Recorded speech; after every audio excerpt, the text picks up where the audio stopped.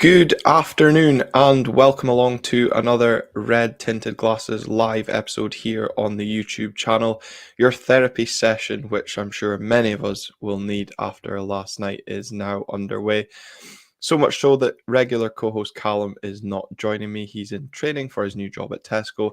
And suitable stand-in as always, Phil Mair joins me on the show today. Phil, have you recovered yet from last night? Not really. No, much like the Greeks, I've been smashing plates in anger all day. So, yeah, not great. It's gonna be one that's difficult for us as fans, I'm sure, to maybe get over.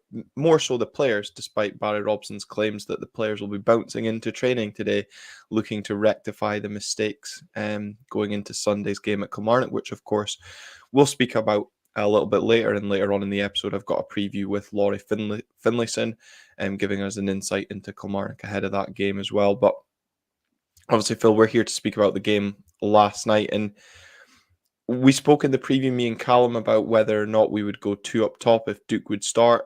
Callum believed we would go kind of similar to the team that lined up against Frankfurt, kind of maybe like kind of sitting in and hitting Frankfurt on the break, and that's Paok on the break, and that's what we went with. And you've got to credit Barry Robson because it was a brave call, given we were the home side, and it worked in that first 45. No, I think it was the right call to make. I was quite surprised to not see Miovski and Duke starting because that's the norm that we're pretty much used to. But I think having that extra body in the midfield with the way that we knew and that we saw that they were trying to play, especially in the first half, try to get their foot on the ball and try and overload the midfield. I think it was sensible having an extra player in there. It did cause us to lack in the press up front, which was a little bit frustrating at times. But like I Mm-hmm. say, I mean, it worked our advantage for the most part. I mean, it sort of limited their creativity really.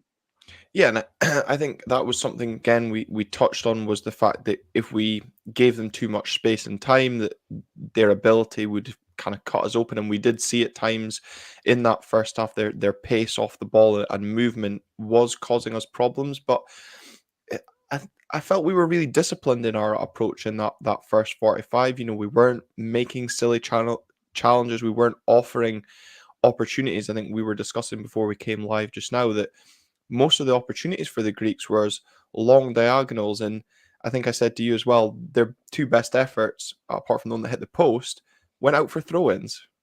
Yeah, no, the way we lined up was perfect. I mean, like I said, everybody really stuck to their role and it forced them to go long. And if they try to go long into the striker, I mean, Rubezic basically clears everything that comes towards him in that circumstance. The long balls out wide, they didn't create anything. They had no height in the box to whip it in. They were relying on sort of distant shots. And like I'd said to you earlier, their real creativity was just really through their number seven. Hmm. He was the only one that was really causing us trouble, I thought, in the first half. And for majority of the second half as well, he was the only one that was actually causing an issue. Yeah, it was, and obviously it was Constant Telias that hit the post in that first half, and it was a terrific bit of skill to kind of leave three or four Aberdeen players for dead. And I tried to go for the cute near post finish, and it bounced back off the post. In terms of Aberdeen's approach in that first half, Phil, I don't really recall much clear opportunities. I don't even feel like we had many, but I guess we were doing the job that maybe we expected to do in terms of limit Pauk and keep ourselves in the game going into that second half where we could hopefully spring a surprise. No, I think you're right. I mean, we limited their opportunities.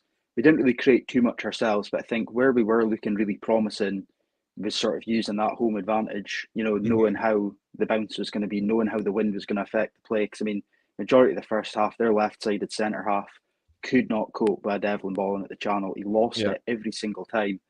And admittedly, Miovski had the chance to run at their centre half with one of them, and I think if he just took it on his right foot and took him wide, we maybe could have created something there. But I mean, Bojan had a stellar game, so I'm not going to criticise him for that. But no, I think it was definitely a case of see it to half time and then see what we can do, which obviously we did. Come out on the Mhm. counter second half a lot stronger. Yeah, and I think it's a fair point about the wind as well. It definitely had an effect on conditions, and knew the weather. I mean, certainly mid afternoon in Aberdeen, it was absolutely lashing down with a bit of rain as well. And I thought, oh, this is going to be some testing conditions, more so for the Greeks, probably something that they're not used to. Uh, and yeah, I think you're right. They didn't cope with it in the first half, but unfortunately, we never kind of created anything clear and cutting to be able to take advantage of that. But you have to say, I think the feeling around the ground at half time would have been positive. The fact that we were well in the game, we weren't disgracing ourselves, and to be honest, Paok really weren't offering much in a sense. As Kaiser regular on the YouTube lives here said, they were a good passing team, but what did they do? And more so in that first half, as I said, that one kind of clear chance aside, I really felt we restricted them well. And a lot. I think there was definitely a lot of hype around this Pauk team coming into the game. Obviously, rightly respected given their previous results, but we were more than holding our own in that. And the second half, we complained about how we started the second half against HJK. Can't complain about how we started the second half yesterday. No, no, not at all. Like I say, I think maybe that was part of the game plan to sort of see that first 45 minutes. I mean, obviously they've came in as a team that have beat Hearts, they've beat Frankfurt, they've been pretty solid. They've got good quality players in their team. So whether part of the game plan was to sort of come out with a sort of counter-attacking second half, maybe catch them off guard a little bit because we weren't doing so much of that the first half, getting bodies forward and really try to challenge their fullbacks. Yeah, and we did kind of challenge the fullbacks in a sense. And, one player that's maybe not exactly kind of won acclaim this season, I think it's fair to say, from the home support is Jack McKenzie. And Jack, to be honest, it was for me between him and Connor Barron for man of the match last night. Yeah. I thought both were absolutely outstanding. And I think someone else pointed out, you just have to look at the kind of homegrown talent that was in that squad last night being the kind of outstanding players. And it was his hard work down the left-hand side to get the ball into the box. And for me, I'm sure Connor Barron gets a little touch on that, diverting it into the path of Bojan. And kind of we were critical about Bojan's composure in the St Johnstone game last time we played football. And he showed a lot of composure to kind of just stop the ball, dummy the keeper and slot into the back of the net. And Pittodrie went absolutely wild. Yeah, no, I mean, on your first point, I'm with you there. It was between Barron and McKenzie for me. I thought they were superb, and obviously, as we'll discuss later with the changes, I mean, that was, losing Barron was a big issue in that game. But, I think we're saying it every week at this point. I think every week we're going, that was Jack McKenzie's best game in an Aberdeen shirt. It just seems to happen every single week. It was at Ibrox, and now it's the home game against Paok.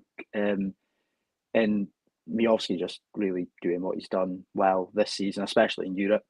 He's been, just firing them in for fun, which is great considering, we're missing that from all the other strikers we've got at the club at the moment. So the way he took his goal last night was, a sign of a man in form and confidence for sure. And again, it's another goal on the European stage. It's another goal, as you say, to his tally when the rest of the strike force aren't performing. But I couldn't help but thinking, kind of about 2 minutes after, thinking, God damn it, that's just going to pique the interest of all those suitors watching. And January is going to be a nervous few weeks for the club, I'm sure, with the vultures lurking around trying to hire Bojan's services. Especially with Mowbray down at Southampton, I wouldn't be surprised if he was trying to tap him up a wee bit. Yeah, definitely going to be a concern coming into that transfer window. But look, 1-0 up, and you're thinking, okay, like we've blown this group wide open. Obviously, Frankfurt were well in control of their game against HJK at that time, which maybe kind of frustrates that home result against them a little bit as well, seeing the demolition that they did. But look, Frankfurt are a much better team than we are. Let's be brutally honest about it. But we continue to show our own importance. And I think, again, kind of, look, we're going to be critical on Barry Robson in a minute, but I think it's fair to say, Phil, we've got to praise the job that Barry did for the first hour of that game, because I think tactically, as we discussed in the first half, we got it spot on. He got the formation and the setup of the team spot on, and we were kind of set up to be that counter-attacking team. And the second goal epitomised that setup and that formation. Jack McKenzie, brilliant in winning the ball back on the edge of our box.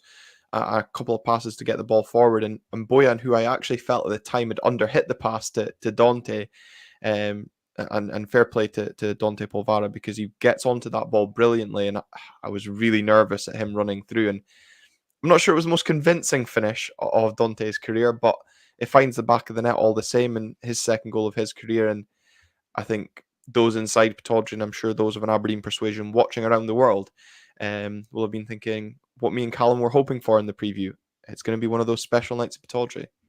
Yeah, like I say, I mean, it was like a tale of two chips. I mean, the number 7 tried it on Roos from about 6 yards out and fluffed his lines, but at least Dante's just got over the line by looks of things. I think the centre half was wheeling back, but no, like you say, I think with us sitting deeper and frustrating Paok and limiting their chances, they just came higher and higher up, and it just allowed us that long ball over the back, in towards Bojan. And I'm not trying to say anything, but I did say on Twitter before the game that Dante was scoring the winner, so I was almost right. It wasn't the same method that I came up with, but no, and I was happy for him to get a goal at Pittodrie as well, because like I say, everything you hear coming out of, when players are speaking about him being one of the hardest workers in training, he just seems like an overall really nice guy, and I think he deserves this sort of break and this sort of run that he's been able to have this season with the performances. But yeah, we were sort of thinking home and dry there, but we didn't be the Aberdeen way, would it? Yeah, you're never home and dry in these games. You're never kind of confident probably until the final whistle goes. And as Scotty Lad comments, we were looking pretty comfortable and the team more likely to score again until that 3 sub change from Robson, which completely unsettled the team, which we'll get onto in just a second, because at 2-0 up, we were, I don't want to kind of say comfortable, but we were cruising at that point. Paok, despite their manager's claims that they were the superior team and the superior team won the game in the end, for me, I saw a team that was floundering, a team that was panicking. They were the team that wrung the changes to try and create an influence. And in them doing so, I almost felt that insinuated a knee-jerk reaction from our bench that, right, we need to adapt to what they're doing. They're bringing on fresh legs. Let's do the same. There wasn't any, we speak about composure from the players on the pitch. There seemed to be that lacking in the dugout to an extent. Yeah, no, I think you're right with a knee jerk reaction there, because like we've discussed so far, everything was spot on with how we were playing up to that point. And I think, I don't know who it was, Barry, Agnew, anyone has looked at that and gone, oh, they've brought on a new left back to overlap, they've brought on a new striker, they've brought on a new midfielder. We've got to cover those gaps. In the changes, admittedly, we didn't have the best assets on our bench to really counter that, but the changes that we made weren't, in my opinion, weren't right for that scenario, to hold out a lead. Bringing on someone who likes to get the ball forward and gets foot on the ball isn't great defensively. Bringing on a striker who's not great as a lone striker, and we've kind of seen that throughout this season. And then bringing on the criminal Johnny Hayes to do some sort of weird winger holding midfielder role. I don't actually know what gap he was filling when he came on. He just seemed to be all over the place, which up to the structured sort of formation we had up to then didn't really make any sense. Yeah, I mean, I guess we'll get into it. I guess we'll get into it now, because we were absolutely, as I said, cruising in that game. Yes, Paok rang the changes, but the 3 changes did not make any sense whatsoever to, I think, pretty much everybody inside Pittodrie. As Bob Duff says, for 3 players to be cramping up defies logic. Players are clearly not being conditioned properly, and I think Can't Be Bothered also made a similar comment. Why are players not fit enough to last a full 90, especially when we hadn't played at the weekend? And for me, I'm not sure if this is Barry trying to protect his own back, protect the players slightly, but I think Dante was possibly the only one I agreed with at the time, because I think for me, he did look like he was beginning to get leggy. And look, Dante doesn't seem to kind of get many minutes unless we're playing European football just now. But again, superb performance from him on the European stage. So fine, if he comes off for Clarkson, I wasn't going to be, objecting to that. But then to take Bojan Miovski off, which also irked me that the referee made him go off to the south stand side instead of just walking straight towards the main stand for what felt no apparent reason. That was a weird one, because we had height up top. We had a target, and look, Bojan chases everything now under Barry. I was obviously critical for him under previous management of doing that. But Duke, for whatever reason, this season seems a little bit off the pace. But when we spoke to Joe from the Benfica After 90 podcast when we first signed Duke, said that that wasn't his role. It's been long known Duke is not a lone striker. So why, when you're 2-0 up, did Barry feel that that was the change? So in my mind, we then had no out ball. But to take off two of your midfielders in that scenario and at that time, it is just absolutely criminal game management. It's absolute naivety from Barry Robson. Probably shows why he still is a rookie manager, and shows that inexperience from him, because we lost all composure and all control of the midfield in one go. And yes, you can say there was a slip from Richard Jensen, which, came to lead to the first goal back for Paok. But we then had no composure in the middle of the park. But Connor Barron, who was kind of controlling, breaking up the play, we lost that because that's not what Leighton Clarkson offers. And every time we were punting the ball up top, their centre backs were like magic. We don't need to deal with a physical presence in Bojan Miovski. We'll just batter Duke. That's fine. When you're 2-0 up in that situation as well, Phil, you don't need to make sort of kind of attacking-minded changes. I was expecting him to, shore up the defence, sit back, which would have been probably more nerve-wracking, in fairness. Yeah, no, I think it was the whole sort of system and shape change I didn't quite understand. I mean, even, we already had a relatively small midfield, which included Barron and Shinnie. Polvara was really the sort of height when they were trying to play out and play those sort of long balls into the number 7. And I think when you bring on Clarkson and Hayes, your midfield then is just so easy to bypass. I think Polvara at least made them think about the long ball, which, okay, I'm with you on that one, that he did look laggy and he did look like his race was run a little bit. But I just think changing that system and the way that we were, just it had no rhyme or reason to it at all. It's a hard one to understand. Admittedly, who else would we have really brought on? Gay hasn't really looked up to it. Admittedly, at least he would still be an out ball. Sockler also hasn't really had much minutes if he was that adamant on changing Miovski. And again, I don't know why. Miovski and Barron, to me, had more minutes in their legs, at least 10 more. I think they could have kept on running. This is the thing, though. Like he said, he said that he wanted to make the substitutions earlier, but the fourth official didn't allow them to do it. I think it was when we had a throw-in down in the bottom corner, which is baffling if that is true, that the fourth official denied us, because how not? Just don't take the throw-in. Force the officials to make us, take the substitutions. But I'm in agreement. He was saying that both Bojan and Connor had nothing left. If you're telling me, they said, right, just go and just run around for another couple of minutes, because we're going to slow the game down even more.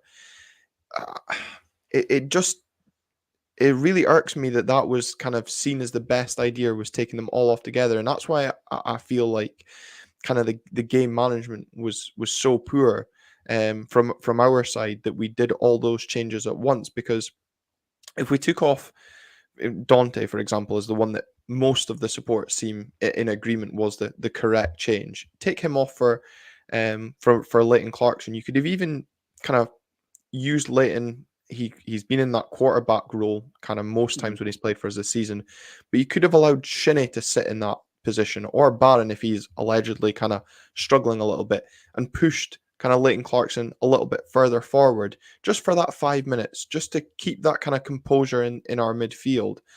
But as you said, when Johnny Hayes came on as well, I don't know if Johnny knew where he was playing. Certainly nobody in the ground seemed to know where he was playing. That midfield just looked lost. And then, as I said, unfortunately, it compounded by the fact that Bojan hadn't even made it to the dugout by the time Paok had scored. And look, we're really unfortunate that Richard Jensen loses his footing. I've seen a few comments saying, could one of the players kind of taken one for the team and kind of commit a couple of fouls. I thought that in the first half, actually, when we had that attacking free kick that led to that lob you mentioned from the Greek number 7, where I thought, how is nobody taking a booking for the team here and let them pretty much run from the edge of their box to our box? Just frustrating, and I guess didn't allow us to get the rhythm of those subs by the fact that we conceded so quickly. Yeah, no, there's a few things about the subs. I mean, whether he did want to make them early or not, I can't quite remember. But I mean, I seem to recall not all three of them being ready at one time. It I was thought like there was only two ready. yeah, because like one sub came out and I was like, all right, that's Clarkson. And then Johnny came out and I was like, all right, that's Johnny. And then it was like, oh, right, Duke's coming on as well, I suppose. But it was like they all seem to like simultaneous, like individually come out after Mm, getting their instructions. So I don't know. Obviously, I've not watched the entire game back or anything, so I don't know if they were all standing on the sideline for 5 minutes. yeah. But I don't seem to recall seeing all three of them ready at once. So I don't know how accurate that is. Obviously, I mean Barry probably knows more than us. He was the one making the changes, but Mm, um, yeah. And then the formation didn't make sense at times. It was like we would sit deep with Duke up on his own, but then occasionally we'd have this weird 5-2-3 where like McGrath and Hayes were playing as wingers, and it just didn't. I don't know. It just didn't seem normal for us. And I'm going to use a term that Callum would also use as a basketball fan about Barron. Is he was great on both ends of the floor, and mm. you know defensively he was throwing himself at everything. Going forward, he was great getting an out ball, picking up those little half spaces around the box. And as soon as he went, we just lost that completely. And yeah, it was. I don't know. I think it's. I've seen a lot of people on Twitter mentioning, you know, the three subs against Rangers, bringing on Watkins Mm. and Shady Mo and whatnot, and it does feel like that's Barry's moment for that, where it's just changes that just beg our belief, really. It is, and again, that kind of naivety, especially a player that's been showing so much importance in our midfield, and kind of we spoke about Jack McKenzie getting better as the season goes on, and the more he's in the team, it seems to be kind of the Connor Barron redemption arc, if you want to say, because obviously we weren't sure what the future held for Connor at the club.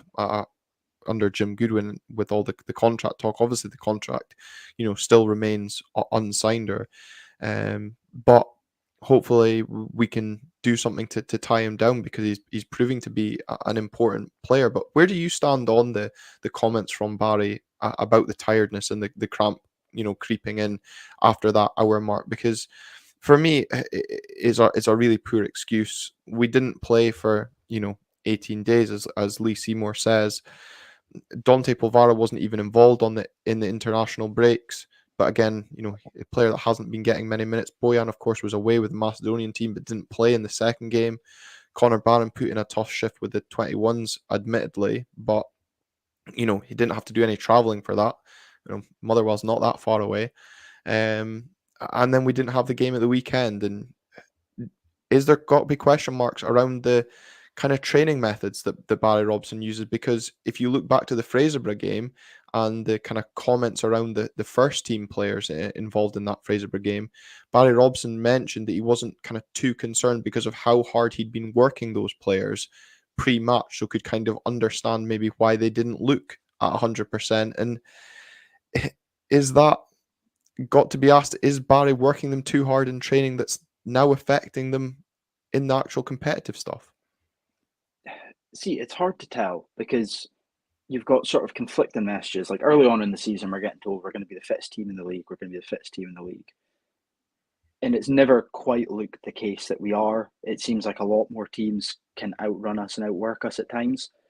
But conversely, like you said, it could be the case of they are overworked and they just can't cope with it. Obviously, with European games, cup games, league games, there's a lot of football being played. Admittedly, this weekend we've had a fair break, and I'm in danger of sounding a lot like my old man when I say, "Oh, you're getting paid to play fit, but you should be able to play 2 games in a week, Ken."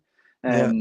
So I don't know. It's a tough one in the sense of there's arguments for everything. It's frustrating, I think, as fans because you know the players have had time, they've had pre-season, they've had plenty of competitive games to get up to match fitness, and it just sometimes looks like there's bodies that just aren't for whatever reason that might be. Exactly, and it's more concerning as well when you look at the fact that we've got 3 games coming up in 6 days, Yeah, and all of them are on the road as well. So you've got travelling involved, um, in these games as well. An early kickoff against Kilmarnock coming up this Sunday, midweek trip to Motherwell, and then what really feels like a huge game coming up next weekend. Phil against Hibs in the semi-final. Is this shaping up to be a huge week for the club? yeah. I mean, I think just now, I think every week's a huge week. We're showing signs of our league form looking like it's on the up, and then we kind of take a little bit of a dip again, and we're really needing to get those points on the board and really sort of solidify where we want to be. A cup semi-final is always huge, and especially not drawing either of the Glasgow teams has been a bonus, because Hmm. typically we'd probably expect to draw one of them. So it is a big week. And I think Barry's really got to instill that in the players, and I think Cormac's kind of got to instill that in Barry and sort of say, look, this is a big week. You need to do everything you can to make sure that it's successful. Yeah, and as Skokser said, fitness needs looked at. Fittest team in the league is fast becoming Robson's version of the defense is an easy fix, and it's a very Yeah, fair point. Obviously, though, we're being critical of the substitutions that were being made, and that is an easy kind of target when we're speaking here after losing the game. The game could be also different, of course, Phil, because there's a few Paok fans in the comments kind of questioning why Callum's titled this episode that Aberdeen were robbed. And I don't know if they don't know what VAR is or have not seen the replays, because at 2-1 down, Jack McKenzie continues his excellent game. And to be fair, does excellently on the edge of the box to not only kind of hold off 2 Paok defenders, but keep control of the ball and burst into the box. And then the manhandling of him continues. And honestly, I was right in front of it in the Merkland. He was cleaned out, kind of no attempt to play the ball, takes the legs, penalty, has to be. yeah, Referee, no, none moved. And quite interesting, actually, getting back into the car at full time and hearing kind of Willie Miller. I thought, no, not a penalty. And a few people in the main stand kind of unconvinced that it was a penalty. But for me, absolutely mental that VAR doesn't kind of check it. And Brian McLaughlin saying on Radio Scotland that VAR did not even get involved in that. What's the point? What is the point? it's yeah. I mean, it was a stonewaller from the south.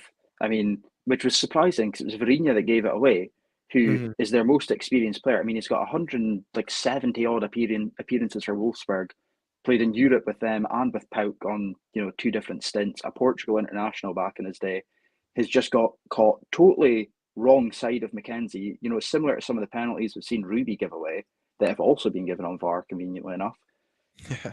And I just don't get how the referee's not even gone, oh, maybe I should just sort of wait a second here. Like, even without hearing the delay, surely you can go, oh, I'm not sure. Like, VAR's point is not to take all of the decisions away from the refs.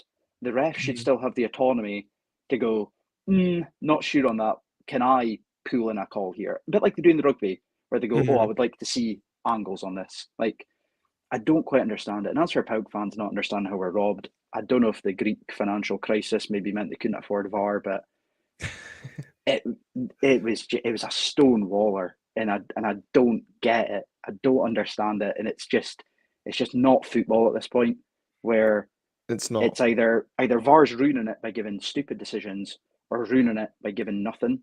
It's just killing it.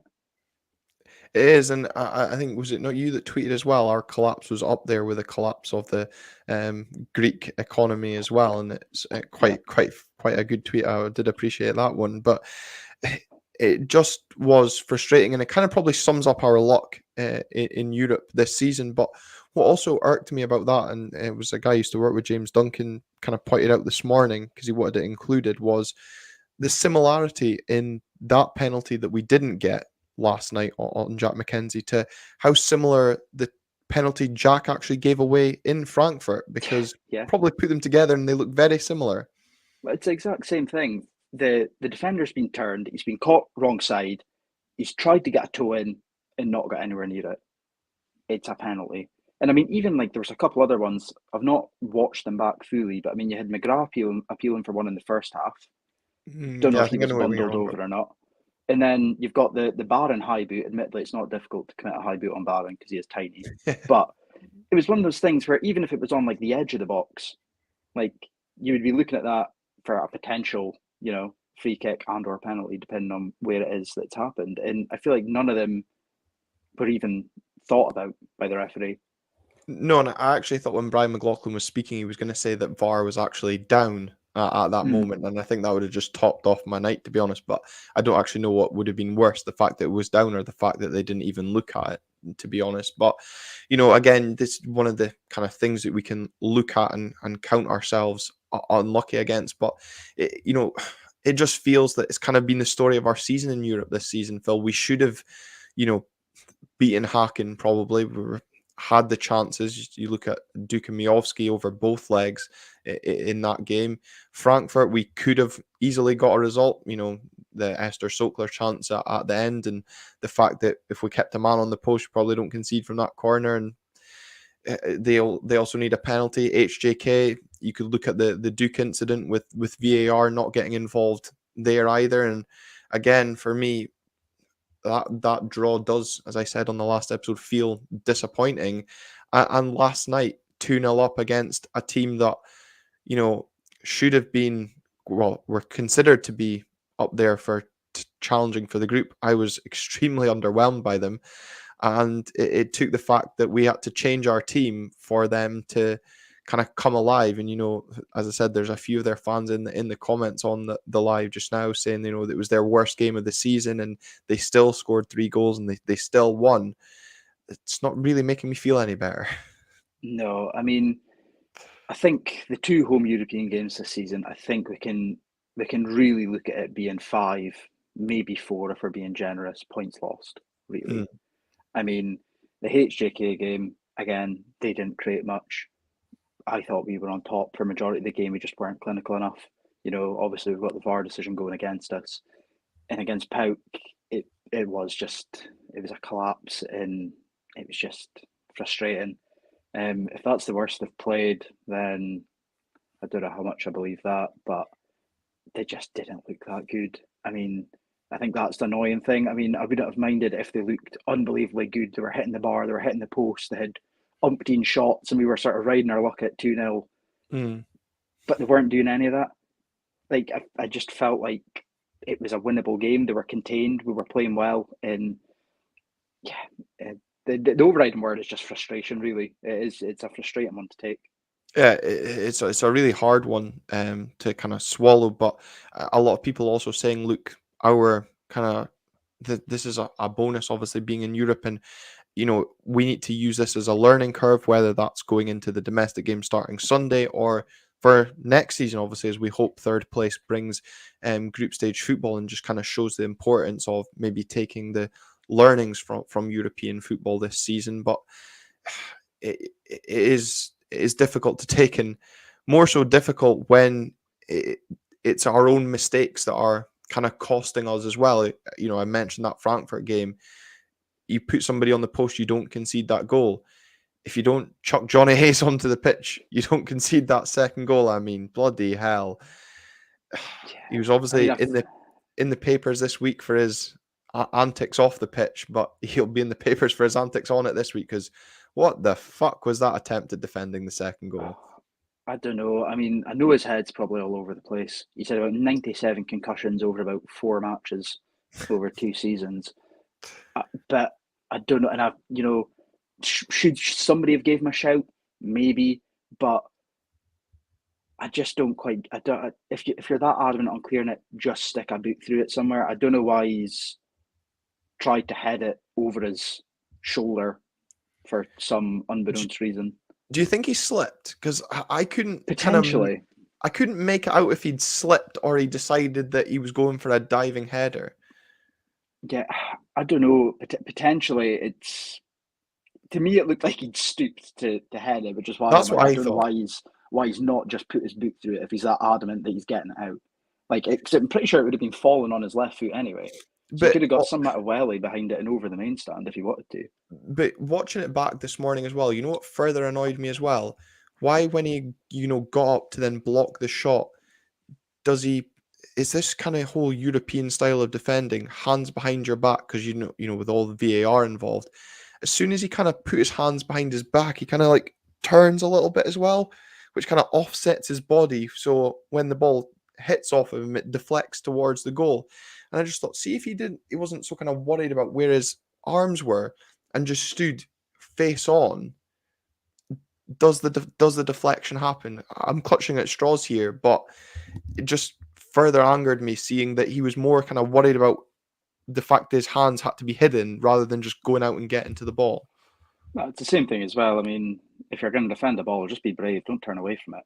Like, Yeah. if you take one in the gut, you take one in the gut. Like, you just get on with it. Like, I don't quite. Yeah, it was just a calamity defending from him in general at that point. Like, And from one of the most experienced players in the team as well in terms of European football as well. It's a moment that, yes, you can put down to just being one of those mistakes, but hugely, again, to sound like Barry Robson, frustrating. yeah, and it's one of those things that he wasn't in the game. I mean, I know he's 37 years old and playing at right back, and he's probably not going to be marauding down the line, but he wasn't really in the game. He did nothing really apart from foul Jack McKenzie in the box and score that goal. Like, that was the only notable points that he had in that match. Mm. And he just seemed to have so much space as well. I mean, maybe we got sucked into the ball too much and went too narrow over at the left hand side, potentially, but he just seemed to just have all the space he wanted at the back post to just leather it. And the thing was as well with the kind of the impact that the three subs had on the game, which was absolutely none, by the way. Well, you could argue Johnny Hayes had an impact, but for all the wrong reasons. Was that there just seemed to be a massive sense of inevitability, kind of after the first goal, that this was kind of only going to end one way, and the fact that you kind of felt that we had no real threat in terms of grabbing an equaliser. So at 2-2, I don't know about you, but I was like, I hope to God we just hold on here. And I couldn't believe that we'd gone from a position, as I think someone had said earlier in the show. Yeah, here it is from Scotty Ladd saying we were very much in the fight to qualify until he obviously references the game management, but I couldn't believe that we'd gone from potentially being 2 points behind Paok going over to Greece to suddenly thinking, God, if we can just hold on for a point, I'll be delighted. And we didn't even do that. Yeah, and that was the thing as well. I mean, like I said earlier, the assets that we had at our disposal on our bench weren't going to set the world on fire, and there was no one there that you could confidently go, right, we're bringing him off the bench to change this game. There's not really that character on the bench for us at the moment. You know, you could have argued that could have been Duke, but in his current form, not so much. Mm. So yeah, no, it. I mean, I was the same as you. It got to 2-2, and it was just a case of just don't concede anything stupid now. Just don't. Just literally, just don't do anything daft. Anything. Just lump it forward and hope someone's going to run onto it. 'Cause there's no point in trying to even play football at this point. Don't do anything daft. Don't do anything stupid. Step Yeah, forward, slow down Rubezic. And I'm so disappointed because, you he mentioned was how having well a he did in stormer up to then. exactly. And that's what was so annoying. I thought he struggled for a slight moment in the kind of first half when Mm-hmm. Brandon was getting the better of him, kind of just being a little bit niggly, but he was doing brilliantly, kind of dealing with a lot of the threats that Pauk seemed to have in the wide areas and up top as well. But just that rush of blood to the head that we've seen all too many times this season, and it's so on the line as well. It's marginal. If it'd been a foot quite literally to the left, it's a free kick. Well, it wouldn't be because the referee doesn't even give it. But how VAR decides to look at that in more in-depth nature than the Jack McKenzie one has further frustrated me as well. And I don't know about you, but again, as soon as that penalty kind of was given, I had no confidence that it was going to be saved, that you knew what was coming next.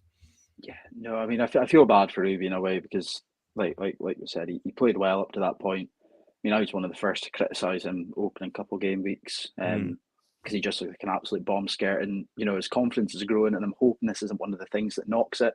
Yeah. Because by the looks of things, we've got a good player in there that obviously just needs the time to develop. It was rash. It was a bit daft.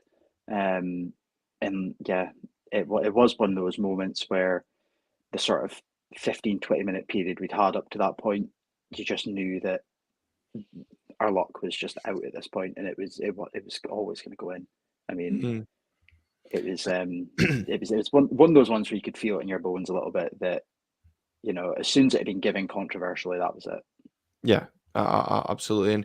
And Barry Robson saying that Ruby was rather emotional at full time, probably knowing that it was the kind of obviously the mistake and what it meant, the fact that yes, mathematically there's still a chance of qualification, but realistically, I think we all know that that is done and dusted now as well. Barry was very short with the press at full time, I'm sure, angered by the VAR decision, but more so in the question. I think it was Luke Shanley from Sky Sports asked him about the mentality and if a mentality needs to be asked of this squad. And he said no, because what can you blame a slip on, a deflection on? That's not really a mental thing, but I'm more wondering how this is going to mentally affect players going into Sunday's game against Kilmarnock, because we saw last season, and a lot of people, maybe a lot of chat as well, as Bob Duff says, it reminded him of that Rangers game in December. You obviously referenced it as well with the triple change that was done in that game. We saw kind of what run that put us on after that damaging defeat in December. We've spoken about the run of games coming up, starting this Sunday at Kilmarnock with Motherwell semi-final and then Celtic coming up. It's a huge ask to pick the players up, which obviously I guess is now going to be the real test of Barry Robson, because for me, he's being rightly criticised for the game management and naivety shown last night. There are signs, absolutely, that he is doing something with this squad, but football's a result-based business, and fans are going to start wanting to see results, and we need to start seeing them in the league and getting up to get ourselves into a position where we can get European football again next season. Yeah, I think that'll be a real test of his man management, which I have no doubts is probably his overriding quality compared to his game management and sort of tactical prowess. He strikes me as someone that would be a really, really good man manager. And I'm hoping that shines through and he is able to pick players up. Because like you say, I mean, players like Ruby are going to be low on form. We've seen it with Duke and even like Sockler and Gay haven't really had much chance, but obviously their confidence must not be great either. Yeah. And I mean, I think it'll be difficult for them as well because you're going from so varied in how you're setting up. In Europe, you're setting up to sit in against technical teams because pretty much every team that plays on a European stage is pretty technical. To then go into the likes of Kilmarnock, you're playing on a plastic pitch. It's going to be physical. You're going to be faced with probably more long balls, and it's. I think making that adjustment as well can be tough. So yeah, it is a big week, and I think Robson does have a lot to sort of prove to a lot of people. Yeah, I think that's fair, and it'll be interesting to see kind of how many of those guys that are on the fringes, so to speak, Sokler, Duke, Clarkson, what sort of involvement they have from Sunday from the off, maybe, because if the players are tired, as he alluded to in last night's game, that short kind of turnaround, and let's be honest, it's not the best surface to be then playing on after exerting yourselves for so much on a Thursday night. I'm sure that will have a factor in the game on Sunday as well. Do you expect many changes? I would expect some. I would like to see the midfield potentially unchanged, depending on what Polvara's like, sort of leading up to the Yeah. game. But I think that three-man midfield worked pretty well for us, sort of holding it down there. Obviously, McGrath, I think's been pretty standout the past Mhm. few games. So it's just interesting to see what he does in terms of the strikers. Defensively, I think we're pretty set with how we're going to be lining up defensively for the most part. The Do you back think? three's pretty steady. Do you think those changes last night were one eye on Sunday at all? Potentially. I mean, you could see Clarkson coming in. just purely to try and test Kilmarnock in and around the box and sort of try to pick out the runs of potentially Miovski and Duke or one of them. I can't really see Hayes starting unless Mackenzie's picks up a knock or is just knackered. I mean, he did a lot of running last night as well. But yeah, I think the real interesting point comes with how we line up in attack. Yeah, and I think in terms of that, then we're really kind of going by what you've kind of summarized there. Is maybe only one or two changes Yeah, in the team, which, if tiredness is a factor, kind of scares me for the games coming up after Sunday, and kind of how important they are to the outlook of the season, because potentially come a week on Monday we could be speaking about a cup final to look forward to, or a lot worse, which I don't really want to think about at this stage on a Friday, which has already been tough enough. But Phil, thank you very much for joining me to speak about the therapy over the Paok game. And obviously now, earlier this week, myself and Callum caught up with Laurie Finlayson to look ahead more in depth to the game on Sunday. Are joining us on Red Tinted Glasses. Welcome to the show. How are you doing? Very well, thank you, Glenn. It's a pleasure to come on. Yeah, and I'm sure you'll be in high spirits after the weekend's 3-1 victory over Livingston. I'm sure you'll be hoping that Kilmarnock can continue that form as the Dons take the trip to Rugby Park on Sunday lunchtime, the game being shown live on Sky Sports. Laurie, just give the Aberdeen fans and me and Callum a little insight into how Kilmarnock have started the season and maybe what your hopes are for the season as a whole, because me and Callum in the kind of pre-season preview tipped Kilmarnock and Dundee as maybe those dark horse teams for top six ambitions. Yeah, I mean it's been a bit of a mixed bag. I mean, of course we started very well. I mean, of course, beating Rangers on the opening day of the league season, then knocking Celtic out of the League Cup. But I think that's gave some, some Scottish football fans a false impression of where we are. That might sound harsh. I don't think we're doing badly at all, but it's very much been a mixed bag. Losing to Motherwell away from home, losing to Ross County, albeit in very controversial circumstances on that day. Yeah. We are not doing badly at all, but we've picked up some bad habits. Well, mainly conceding late goals. We have a terrible habit of conceding last minute goals, and in the past we have, of course, conceded last minute goals to Aberdeen. So fingers crossed that doesn't happen on Sunday. Yeah, absolutely. A couple of games in particular that I can sort of think of that you're maybe referring to. But one man that seems to really be up and running now at Kilmarnock, grabbed a couple of goals against Livingston, helped my coupon as well, so that was excellent.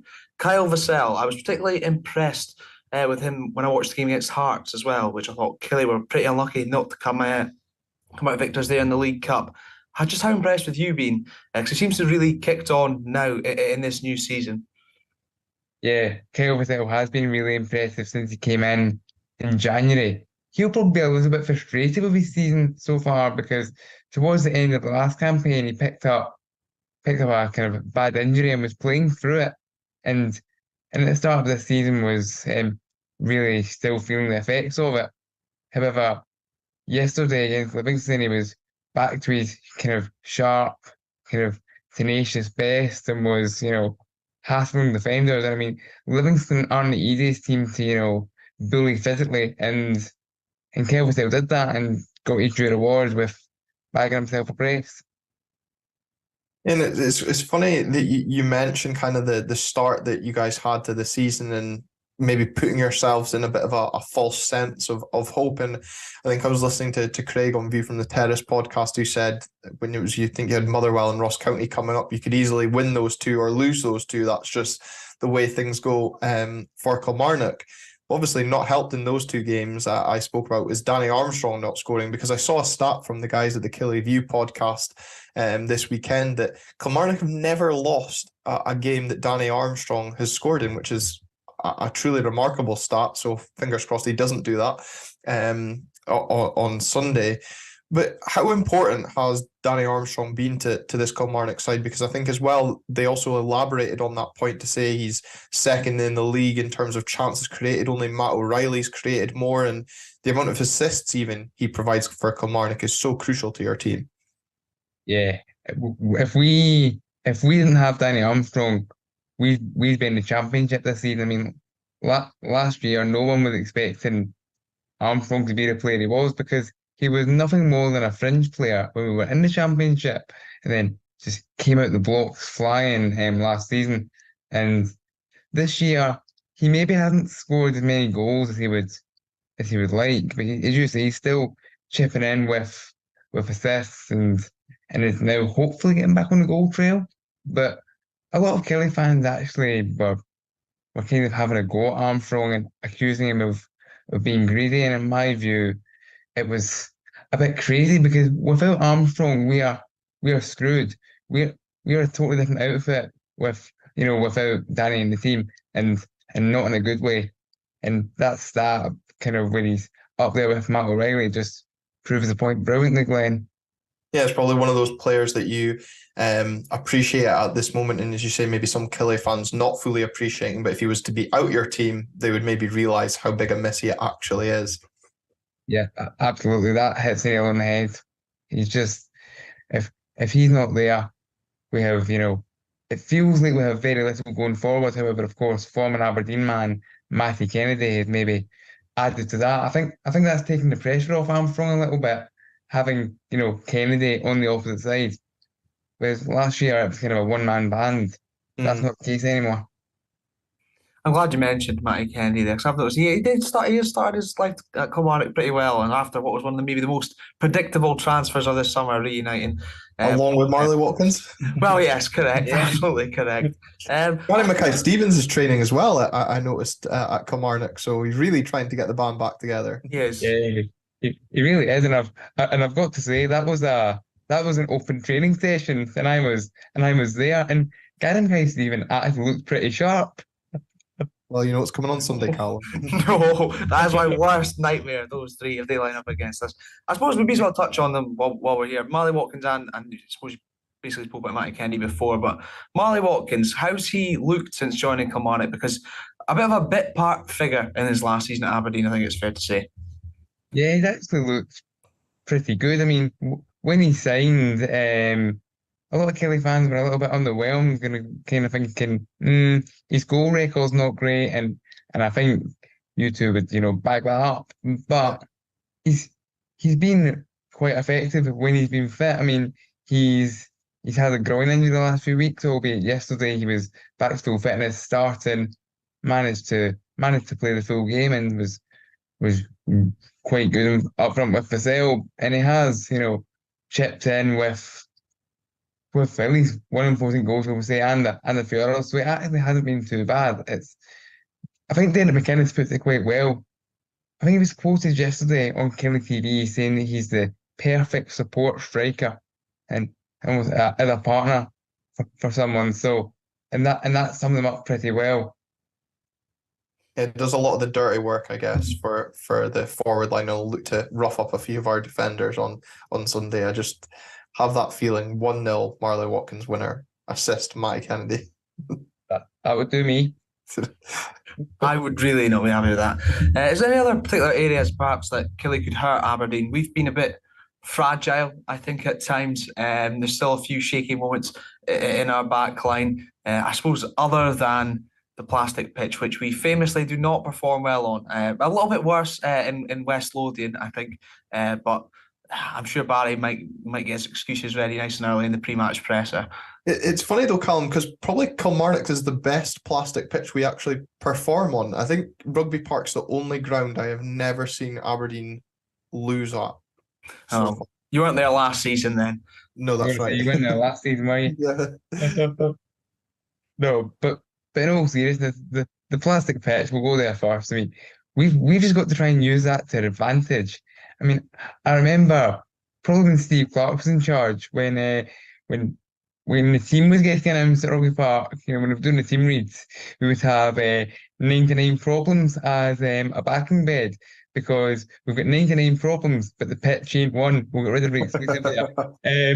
But yeah, we've got to try and use the pitch to our advantage, because I don't know of any team who plays on grass that actually likes the AstroTurf pitch. And I don't know if we particularly appreciate it. I mean, the rumour is we are eventually going to get rid of it when we eventually build the new training complex that we have planned. But in terms of what other, threats Killie have to Aberdeen, I mean, I always feel like our midfield tends to go unnoticed, because you've got Brad Lyons, who only in the last international break got his Northern Ireland debut, and I mean, he was kind of probably, well, this time last year, you would kind of say he's an outcast, and you think he's not going to be here much longer. Now he's a mainstay in the team. David Watson as well, great young player. I mean, maybe somewhat comparable to, Connor Barron at the Aberdeen side, where you have young kid breaking through. Maybe obviously Barron's a little bit older, but Watson came in and acquitted himself really well in the Premiership, and of course scored at Celtic Park, which is no easy feat, especially for an 18-year-old centre mid. Although with that one as well, Kyle McGuinness as well, who was brilliant at the start of the season, but is now going to be out until Christmas time. So, I mean, midfield has been an area, but obviously we'll need to see over the coming weeks how much of an impact not having McGuinness is going to have on it. Although it's been okay the first few weeks for them. You've named areas where Killie can look to hurt Aberdeen. Are there areas where we could look to hurt yourselves? You mentioned earlier on when we were discussing the amount of late goals that Killie have conceded. Maybe helped going into this weekend's game the fact that we'll be playing on the Thursday beforehand, so maybe boosting your chances slightly that we won't be as fit towards the last 10-15 minutes. But any other areas of concern? Because I know maybe, again, Sports Scene doesn't do Killie the best justice, but some of the goals you've conceded have maybe been on the soft side. Is that fair to say? Yeah, I would say that's fair enough, Glenn. We are quite soft sometimes. We just switch off, don't concentrate, and as you say with the late goals, that's just really cost us this season. I mean, on paper, our defence isn't terrible. I mean, you've got Lewis Mayo and Corin Adaba playing as like wing backs, and Daba especially has been good, but it's more with a bit of inconsistency at centre half. With Joe Wright coming into the team of late, and Robbie Dees dropping out in recent weeks despite starting pretty well. So I think sometimes what hurts us is tactical inconsistency, and I'm not trying to have a go at Derek McInnes here, but sometimes it just, and I can tell by your reaction with probably isn't envision that we like to chop and change. It's not been as bad this year, but last season, a bit of a running joke among Killie fans was about the kind of team selection tombola, where a random player would just be thrust in, out of the cold, maybe played a couple of reserve league games. So who knows? We might start Fraser Murray or someone else a winger, but trying to think of somebody that, you might just randomly start. Yeah, or you try and see a game out and it comes back to bite you on the backside. Yeah. I mean, sorry, I mean, the Tombola, McInnes Tombola is not something I thought of for a wee while now, but it's certainly bringing back memories, and you wouldn't be the first man to criticise him on the show at all. No, absolutely not, and that's definitely a throwback for a few people. Is there any players from the Aberdeen team, from what you've seen so far this season, that gives you concern ahead of the weekend? Obviously, we're recording this before Aberdeen have taken the game against Paok. So obviously, maybe some of the players you name, touch wood, don't pick up an injury on Thursday night. I mean, this maybe sounds like always answer, but I just always kind of get the fear from your forward line, the likes of Duke and Miofsky, and I'm not entirely sure where you are at this point. I feel like whenever I watched Aberdeen, Duke hasn't really been firing on all cylinders. However, again, about how you do with some of our players, I just kind of get the feeling that he's going to turn up against us for some reason, and we just never seem to do that well against Aberdeen. I mean, it's just one of those teams, like a bully team, if you will. I mean, when we beat you towards the end of last year. That was what, the first time in probably about a decade at Rugby Park. Yeah, certainly felt like it. And I mean, that was when we were probably going through one of our worst periods for a long time under a manager that had very much lost the dressing room. Yeah. I wasn't going to mention him by name. No, that's why I didn't either. A certain other location in East Ayrshire. Well, friend of the show, Ewan Rankin of the Talk Livy podcast, mentioned that after their result against Killie, 3-1 win for Kilmarnock, that he felt that Kilmarnock did the dirty side of the game very well. I think a lot of that possibly would maybe come from that midfield you mentioned, but it's not only that side. Would be amiss to just think that they were hard workers and that was all they had. Because certainly Brad Lyons adding goals to his game, and Watson with an assist yesterday as well, I think, after his goal at Parkhead too. Do you think, though, that is something they will look to utilise against Aberdeen? Because we have been a little bit of a soft touch perhaps at times, which is something we do not like to see. But if Killie can replicate that, then they've got a very good chance in this game. Yeah, I think that will very much be the aim. And I imagine you'll be used to all these kind of McInnes quotes. Derek always speaks about wanting Killie to be more streetwise, and I think that's what it means, dirty side of the game, kind of getting stuck in. And the fact that, of course, you and a kind of well-known Livy fan and Livy podcaster is saying that we did the dirty side of the game better, that's really high praise. Because if you're a Scottish football fan and you think of who does the kind of ugly side of football well, one of the teams that always come to mind is Livingston, who were surprisingly poor yesterday, as we record this. But that's the one thing you expect Livy to be good at. And if we can do it better than Livy, I'm not complaining. Yeah, no, and I think, you've got to credit the fact that, and I guess kind of maybe some point you kind of touched on was the fact that maybe Killie haven't been able to take advantage of those situations when teams haven't turned up to get the result. So, credit to you for doing that. And obviously, the game becomes important on Sunday as well with Kilmarnock now above us in the league. I think, it's touched on how tight the league is this year, and it's important for Aberdeen, given the fact that the game against Dundee was called off last weekend. The fact we need to now be looking at this game to kind of kickstart our league campaign, because we do have a bit of a tough run of fixtures. We're not actually back at home, I think, until the end of November, Callum, when we host Rangers on the Sunday. We've got a midweek trip to Motherwell to follow this game as well. So the games are coming thick and fast. And from an Aberdeen point of view, maybe coming up against Kilmarnock's bogey side, Kilmarnock is probably the nice opposition to face. It's just a bit frustrating, given Sky have moved it to lunchtime after we've had our European exploits on the Thursday night. That is very annoying, but we seem to always get an early kickoff down there every now and then, just to really, really spice things up, as if the journey is not long enough. But it is a game I am concerned about, because Kilmarnock have been impressive. You just look at their recent results, and hopping back to that League Cup game against Hearts, they were very, very unlucky not to come out as winners, and that obviously a last-minute Alex Lowry winner denied them that. I'm very worried, and just the fact it's McInnes as well just unnerves me even more. Barry Robson versus McInnes, and I am really, really disappointed that Yilmaz Ramadani's not there to noise up Danny Armstrong either. I know it's the teacher against the student this weekend, isn't it, Callum? It is. We thought we were going to see it with Docherty against Robson with the game that was called off. We were denied that, but this time you'd like to think, surely, I'm tempting fate now, that it won't happen again, and we will be playing this weekend. And I'm very intrigued to see how Robson does, because a lot of what he's learned is certainly from McInnes, and it'll just be interesting to see what kind of his own spin he can put on things.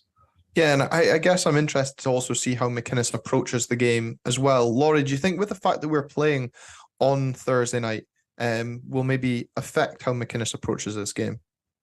I would like to hope that it doesn't, but you never know. If anything, I feel it might give us a slight advantage, but it's dangerous to go into a game into thinking your favourites or anything like that, because let me be clear, as much as I've talked up Killie on here, I don't think we are necessarily favourites. I mean, when Aberdeen, come, I'm always just fearful. So So we've got to stay focused and obviously keep an eye on what you do in Europe. But you're still going to be wanting to win this game because, or at least to me from the outside looking in, Aberdeen, a bit like ourselves, have had a kind of stuttering start to the season. Yeah.